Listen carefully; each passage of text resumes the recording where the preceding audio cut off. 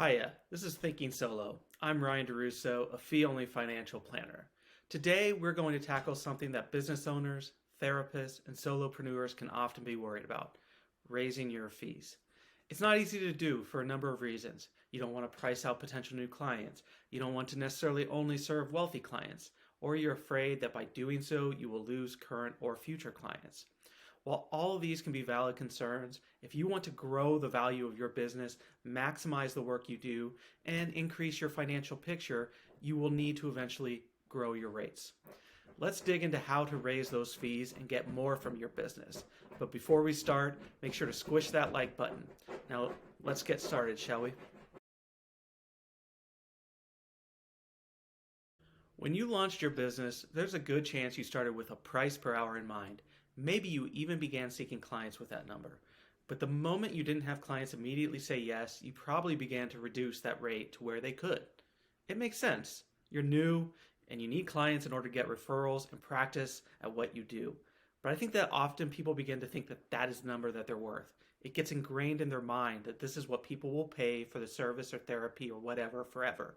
Remember that your time is worth more than that, though. Uh, when your calendar isn't packed, it can seem that that's not the case, that you're worth that amount. It isn't, though. I know people that charge $500 for a 45-minute session, and some people charge more than that. So what's the difference between someone charging 75 and someone charging 500? It isn't the advice. Instead, it's the belief and the confidence to ask for that amount and the willing to back it up. You're worth more. Trust that. One way to begin realizing your worth is to simply start. Say you have a client that you're charging $90. What would happen if you asked the next potential client that you will charge $100? Will they leave immediately? Will they hem and haw? Or will they accept it? It's a question worth asking since it could easily work. If it doesn't, well, you can always suggest $90 instead, but at least you tried.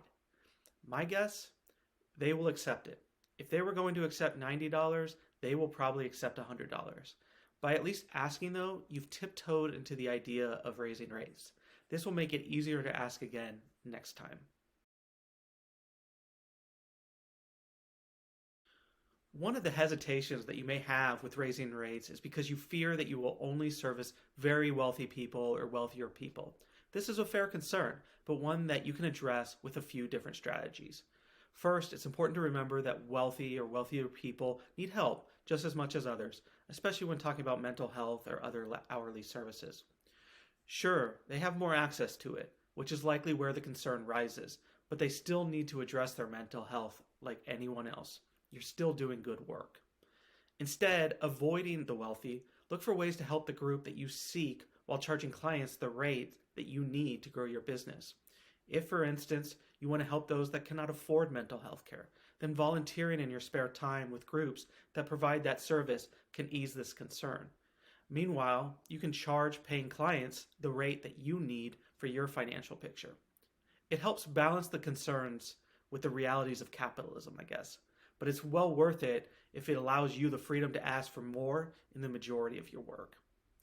Another tactic: find a way to help a group at large. I've spoken with an expert that wanted to address child trauma. This person developed a business model that would address the concerns while also ensuring the business can bring in revenue. It's balancing this person's true goals with the realities of the situation that they focus on. If you worked within an organization, you would probably expect to receive a cost of living bonus every year. This is simply the expectation that with inflation, costs rise. As costs rise, employees expect to get paid more to ensure their paycheck keeps pace. It's almost a formality. For you, you don't have such a formality, but you can build it into your own practice. By sending out a notice once a year that prices will rise, say $10, due to the cost of inflation and investment in the company to ensure better care, then you've made this a formal process, one that is not simply seeking the person paying the lowest amount to pay more. This formality will maybe annoy some clients, but if you're doing a great job, then they won't likely leave. But you also need to expect that some may leave. It's this ability to look at your company and recognize what's a viable retention rate can encourage you to take this step. If you see that retaining 90% of your clients will ensure that you do as well as the year before, even with the loss of the 10%, then that's worth doing. Plus, you can add new clients at a higher rate. It encourages the right type of client pruning, one that rids you of the clients that likely paid the least, but also caused you the most concern. For most, though, they will hardly notice it, and now you've made a small amount more on each session or client engagement, which adds up to a lot throughout the year. How have you gotten over your anxiety over raising rates or fees? What have you tried? Let me know below in the comments. This is Thinking Solo. Like this video, subscribe, and I'll see you next time.